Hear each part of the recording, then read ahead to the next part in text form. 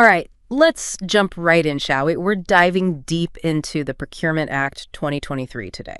The Procurement Act, yes. A real game changer in the world of UK procurement. We've got a whole stack of documents to guide us. We've got excerpts from the Act itself, of course, the Public Contracts Regulations 2015, some key guidance like transforming public procurement, and even... Oh, even an e-learning manual to make sure we really get into the nitty-gritty. yeah, the e-learning manual is great for that. Lots Yeah. of practical examples and things. Exactly. So we're going to cover a lot of ground today. But before we get lost in the details, maybe you can give us the big picture. What's the main idea behind this act? What were they trying to achieve? Well, one of the key things is making UK procurement simpler, more adaptable. Yeah. Sort of getting rid of some of the clunkiness. Yeah, it seems like they took a look at the old rules and said, right, let's streamline this. Let's make it more user-friendly. Would you say that's accurate? Definitely. Yeah. I mean, before you had all these different regulations, you had the Public Contracts Regulations 2015, you had the Utilities Contracts Regulations 2016. Right. Oh, and the Concessions Contract Regulations. So many regulations. Yeah, and even the Defense and Security Public Contracts Regulations 2011. It was a lot to keep track of. So they basically took all these separate rule books and combined them into one mega regulation. Exactly. One unified set of rules. It makes things so much clearer for everyone. I can see how that would be helpful, especially for someone new to procurement. But for someone who's already familiar with the old system, what's the biggest takeaway? What do they really need to know? I'd say the biggest impact is on compliance. If you're a contracting authority, you now have one clear set of rules to follow. No more juggling different regimes. Less room for confusion, more consistency. Exactly. And for suppliers, it creates a level playing field. Everyone's bidding under the same rules, which makes the process fairer. Fairness and transparency, those seem to be recurring themes. And speaking of transparency, our sources also talk about some new ways to exclude suppliers who haven't been playing by the rules. This sounds intriguing. Can you give us a sneak peek? Sure. The Act gives contracting authorities more power to say no to suppliers with a history of, let's say, misconduct, corruption, or just plain poor performance. So there's a higher bar for entry now? You could say that. The Act's really cracking down on unethical behavior. And it's not messing around. I was reading that certain offenses are an automatic disqualifier. We're talking fraud, corruption, terrorism, no second chances. Absolutely. Zero tolerance for those. Rightfully so, I'd say. But what about those gray areas, situations that aren't quite so black and white? Well, the Act outlines very specific grounds for exclusion. You've got your mandatory exclusions, like the ones we just talked about. The serious offenses. Yeah. And then you have discretionary exclusions, which give authorities more leeway. More room for judgment. Exactly. They can consider the context, the severity of the offense, how recent it was, things like that. So it's not just a blanket ban. What sort of things would fall under those discretionary exclusions? Things like bankruptcy, insolvency, or significant breaches of environmental or labor laws. It's all about making sure public contracts are awarded to businesses that can be trusted, right? Precisely.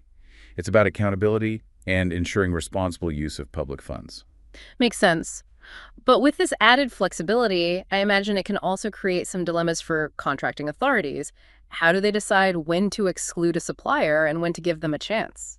It's a balancing act, for sure. They have to weigh the severity of the offense, how recent it was, and whether the supplier's taken any steps to rectify the situation. So it's not just about punishing past mistakes. It's about looking at the bigger picture. Exactly. The Act emphasizes proportionality. Exclusion should be a last resort. Right. It wouldn't be fair to permanently blacklist a supplier for a minor slip-up from years ago, especially if they've shown they've improved. That's where self-cleaning comes in. A supplier can demonstrate that they've addressed the issues that led to the exclusion and that they're now fit to be awarded contracts. I like that. It's about giving suppliers a chance to redeem themselves. It's a more rehabilitative approach, I guess you could say. Yeah, definitely. But of course, for those who haven't cleaned up their act, there's a way to track them. You're talking about the debarment list. I was wondering when that would come up. The debarment list, it's a central record of excluded suppliers managed by the Minister for the Cabinet Office. So if you're on that list, you're basically flagged as a high-risk supplier. Pretty much. It's a way to ensure consistency across the public sector. Contracting authorities can consult this list when assessing suppliers and making decisions. So it prevents those who've been excluded from just hopping to another contracting authority and hoping no one notices. Exactly. It promotes a more unified approach to exclusion. But it's not just about the supplier themselves. It gets even more interesting when you bring in associated persons. Ah, yes. Associated persons, that's a key concept in the Act. So tell me, if a supplier's business partner is, let's say, less than reputable, could that affect the supplier's chances of winning contracts? It absolutely could. The Act says that you're accountable for the actions of those close to you. If an associated person has a history of misconduct, it can reflect badly on the supplier. You've got to choose your partners wisely. Couldn't agree more. It's all about due diligence. Due diligence and thinking long term. Now, speaking of looking beyond the immediate, let's talk about this most advantageous tender concept, MAT for short. MAD, it's a big shift from the old, most economically advantageous tender, what we used to call MEAT. So we're not just fixated on the lowest price anymore. Not at all. MAT considers a much wider range of factors, including social and environmental considerations. It's about looking at the bigger picture. Exactly. It's about aligning procurement decisions with broader societal goals. I like that. So it's not just about saving money, it's about creating value. Exactly. And it's about driving positive change through public spending. This focus on social value, how are suppliers reacting to it? It's a mixed bag, honestly. Some are embracing it, seeing it as a chance to show off their ethical and sustainable practices. Maybe competitive edge even? Absolutely. But others are still figuring it out, trying to work out how to incorporate these new considerations into their bids. It's a learning curve for everyone, I imagine. It is. It is. But ultimately, I think it's a positive development. It encourages businesses to think about their impact on society, not just their bottom line. So give us an example. What might this most advantageous tender look like in a real-world scenario? Okay, imagine a local council wants to build a new school. Under MAT, they can prioritize bids from construction companies that use sustainable materials. Right, so it's not just about the cost of the building. Exactly. Yeah. They might also consider whether the company offers apprenticeships to local young people. So there's a social benefit as well. Right. Or whether they have a plan to minimize disruption to the neighborhood during construction. It's about considering the impact on the community, the environment. Exactly. It's about thinking holistically. But with so many factors to consider, how do contracting authorities decide which ones to prioritize? They have to be upfront about their priorities. Right. They outline them in the tender documents so suppliers know what's important. So transparency is key. Absolutely. It's about setting clear expectations from the get-go. But it all sounds a bit subjective. How do you ensure consistency and avoid bias when you're evaluating things like social impact? That's where clear evaluation criteria come in.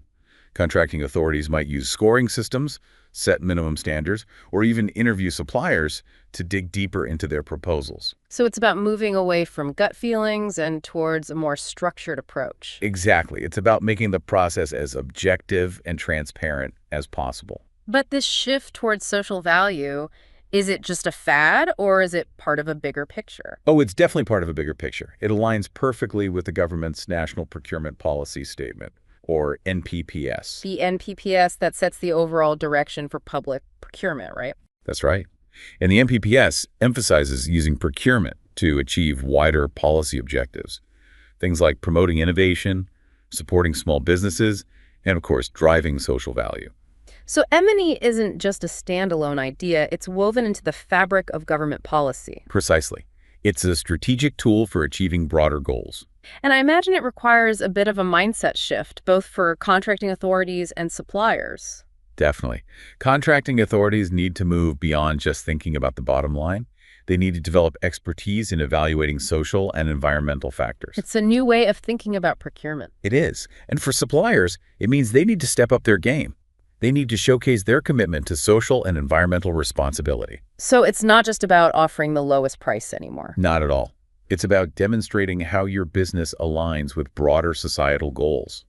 How are you making a positive impact? It's about weaving those values into your DNA, not just as an afterthought. Exactly. It's about being a responsible business, a good corporate citizen. And I imagine this central digital platform we keep hearing about plays a role in all of this. Oh, absolutely. The platform is a game changer when it comes to transparency and accessibility. We'll dive into that in more detail after a quick break. We'll be right back with more on the Procurement Act 2023 and what it means for you. So we were talking about excluding suppliers who don't meet the standards. Right, those who might pose a risk to the integrity of the procurement process. Exactly. The Act really strengthens the ability to exclude these unreliable suppliers. Yeah, our source, the Transforming Public Procurement Guidance, highlights past misconduct, corruption, poor performance, those sorts of things. Yeah, those are key areas. But what does that actually look like in practice? Well, the Act lays out specific grounds for exclusion, and these are divided into two categories: mandatory and discretionary. Mandatory, those are the non-negotiables, right? Exactly. If a supplier falls under a mandatory exclusion ground, they're automatically out. No ifs, ands, or buts. Nope. We're talking about serious offenses here. Yeah. Things like fraud, corruption. Right, those automatic disqualifiers we talked about earlier. Yeah, and it gets very specific. It refers to the Bribery Act 2010, the Fraud Act 2006, the Counterterrorism Act 2008. They're not messing around. So they're really trying to close any loopholes. Exactly. They want to make sure that public contracts are only awarded to those who meet the highest ethical and legal standards. Okay, that makes sense. But what about those discretionary exclusion grounds? When do those come into play? Well, discretionary grounds give contracting authorities more flexibility. They can consider the context, the severity of the offense, how recent it was, things like that. So there's room for judgment. Precisely. It's not just a black and white yes or no decision. It's about weighing the risks and making an informed judgment. I can see how that could be helpful in certain situations. Yeah, like imagine a supplier who had a financial issue a few years back. Maybe they went through a brief period of insolvency, but they've since recovered and have a strong track record. A mandatory exclusion would automatically bar them, but a discretionary exclusion allows the authority to consider their current standing. So it's about giving suppliers a chance to demonstrate that they've learned from past mistakes. Exactly. It's about proportionality. The punishment should fit the crime, so to speak. Right. It wouldn't be fair to permanently exclude a supplier for a minor infraction from years ago, especially if they've proven they've improved. And that's where self-cleaning comes in. Ah, yes, self-cleaning. You mentioned that earlier. Can you remind us how that works? Sure. Self-cleaning is basically a chance for a supplier to demonstrate that they've addressed the issues that led to the exclusion ground. So they have to show that they've taken concrete steps to rectify the situation. Precisely. And they need to provide evidence to support their claims. The evidence could include things like new policies they've implemented, training programs for their staff, certifications they've obtained. It all depends on the specific exclusion ground. So it's not just about saying, oh, we promise to do better. They have to prove it. Exactly. Actions speak louder than words, especially in procurement. But what if a supplier tries to self-clean, but the contracting authority isn't convinced? What happens then? Well, the authority has the right to reject the self-cleaning attempt if they don't believe the supplier has adequately addressed the issues. And then the exclusion stands. Right. But it's important to note that the authority has to document their decision-making process, explain why they rejected the self-cleaning attempt. Transparency is key throughout this whole process. That makes sense. It ensures accountability and fairness. Exactly. It's about checks and balances, making sure the system is working as intended. Now let's talk about the debarment list. This is where things get really interesting. The debarment list, yes. It's basically a central record of all the suppliers who have been excluded from public procurement. So if you're on that list, you're basically blacklisted. Pretty much. It's a way to ensure consistency across the public sector. All contracting authorities have access to this list. So you can't just hop from one authority to another, hoping no one notices your past transgressions. Nope. The debarment list puts an end to that. It's managed by the Minister for the Cabinet Office, so it's a pretty high-level thing. So there's a real effort to make sure this list is accurate and up to date. Absolutely. It's a serious matter, and they don't take it lightly. Now, we talked earlier about associated persons and how their actions can affect a supplier's eligibility for contracts. Right. That's a crucial point. So how does the debarment list factor into that? Can an associated person's presence on the list lead to the supplier being excluded? Absolutely. The Act is very clear on this. If an associated person is on the debarment list and their offense relates to the specific contract being procured, the supplier must be excluded. So there's no wiggle room there. Nope. It's designed to prevent suppliers from trying to circumvent the rules by using associated persons to bid on their behalf. It's about closing loopholes and making sure the system is watertight. Exactly. They're trying to cover all the bases. But what if the associated person's offense is unrelated to the contract in question? Does that make a difference? It does. In those cases, the contracting authority has more discretion. They can choose to exclude the supplier, but they're not obligated to. So they have to weigh the risks and make a judgment call. Right. They might consider the nature of the offense, how long ago it occurred, whether the associated person still has a close relationship with the supplier, things like that. It's about taking a nuanced approach, looking at the specifics of each case. Exactly. It's not about blindly applying rules. It's about making informed decisions that protect the public interest. This whole system, the mandatory and discretionary exclusions, the self-cleaning process, the debarment list, the consideration of associated persons, it's quite a complex web. It is.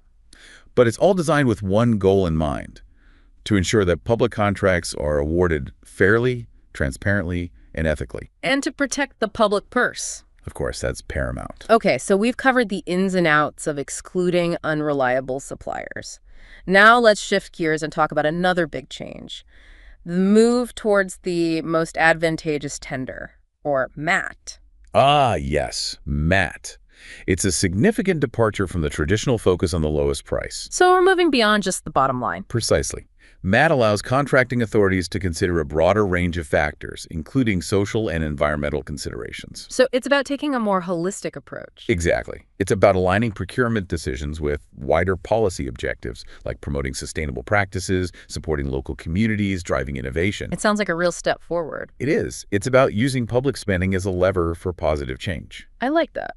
So can you give us some concrete examples of what this might look like in practice? Here, imagine a local council's looking to build a new community center. Under app, they could prioritize bids from construction companies that use sustainable materials, maybe locally sourced timber or recycled aggregates.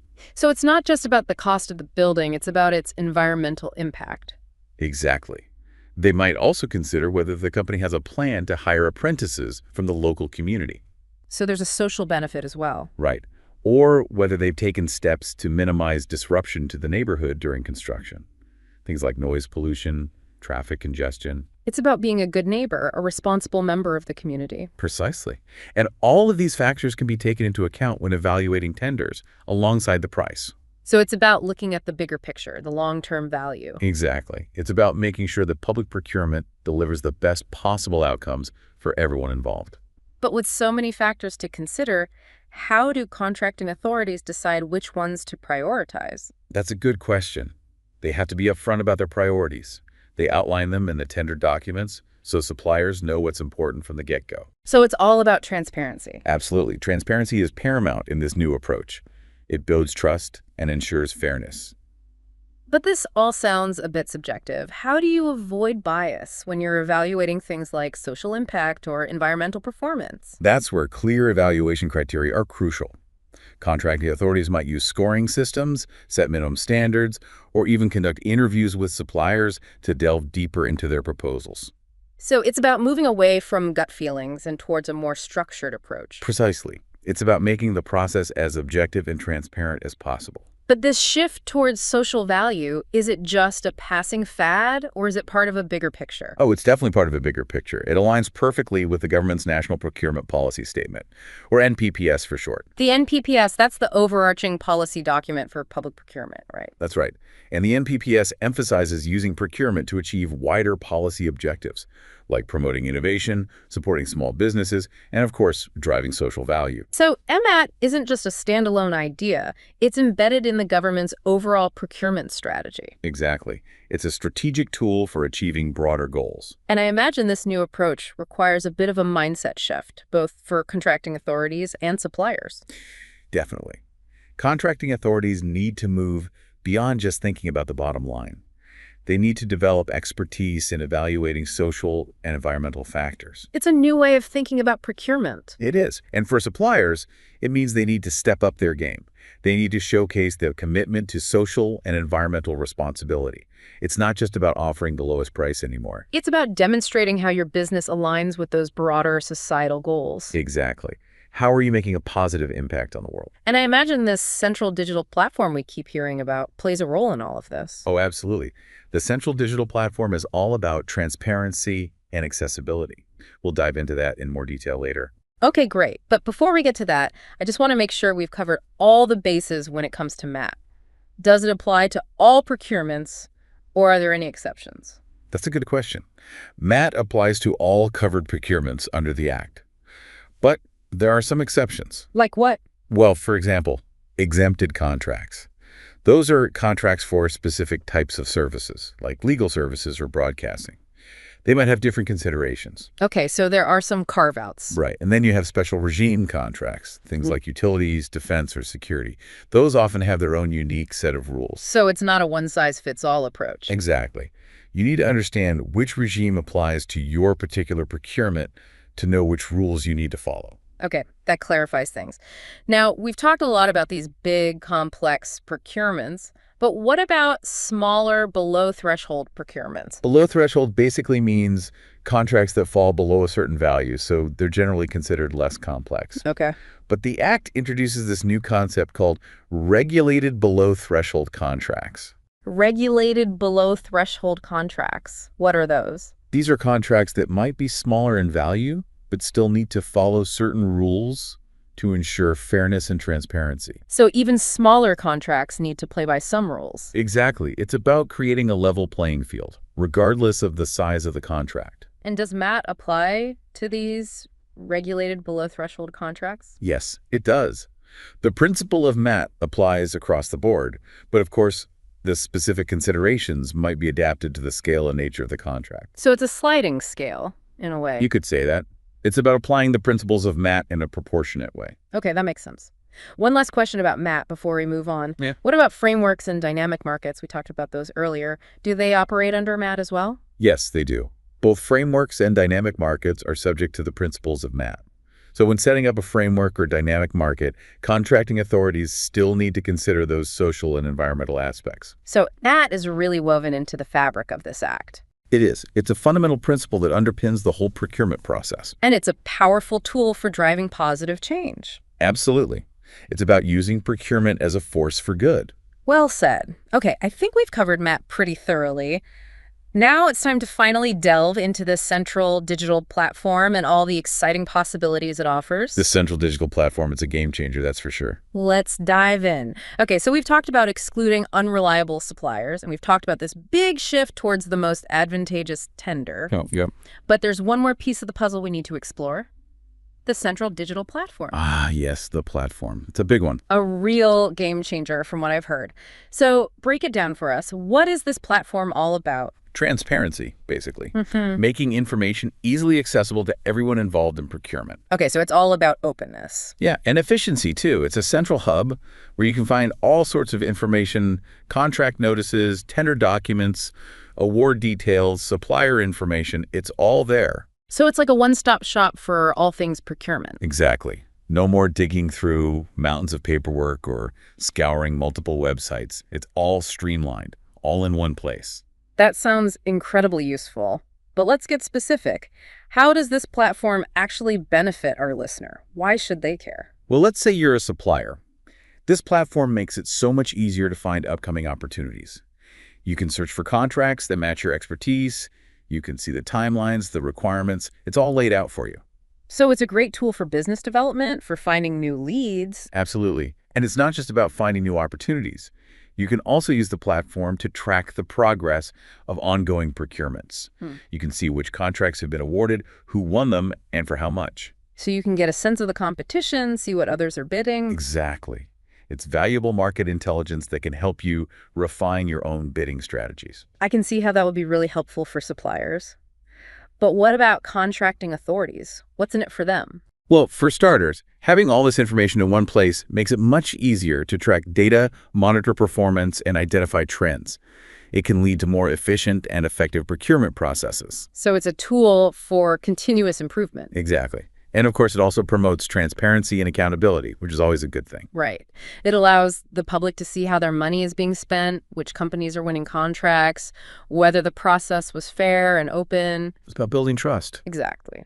And speaking of fairness, our sources mention that the Act also aims to make it easier for SMEs, small and medium enterprises, to participate in public procurement. Yeah, that's a key focus. SMEs are the backbone of our economy, so it makes sense to want to encourage their involvement. Absolutely. They bring innovation, diversity, and a fresh perspective to the public sector.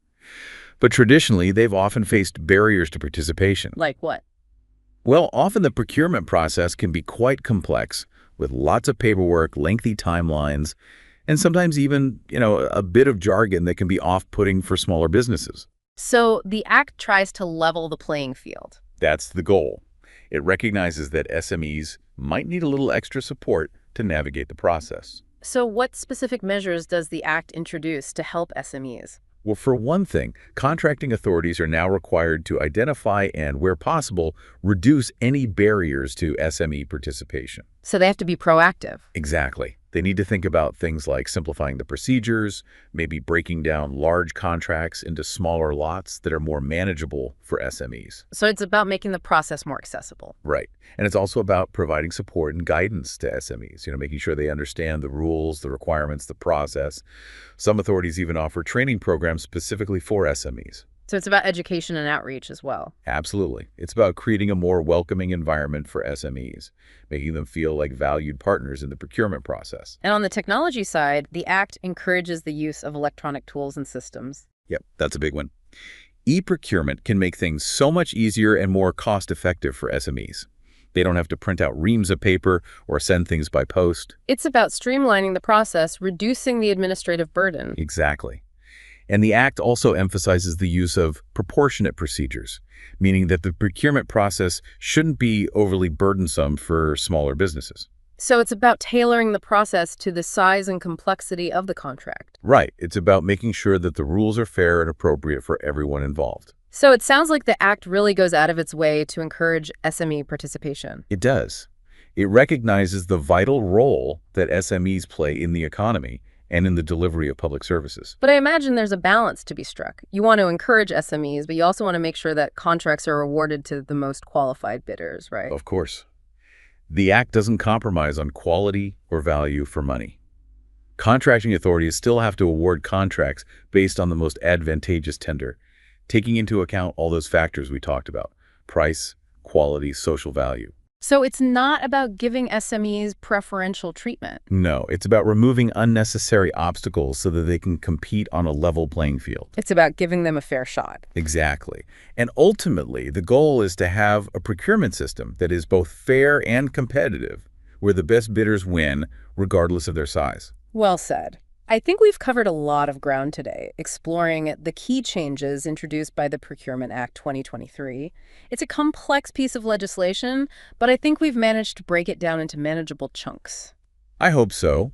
It's a really important act, one that will have a significant impact on how public procurement is conducted in the UK. It really feels like a sea change, a move towards a more ethical, more efficient, and more effective procurement system. I agree, and I think it's a positive step forward.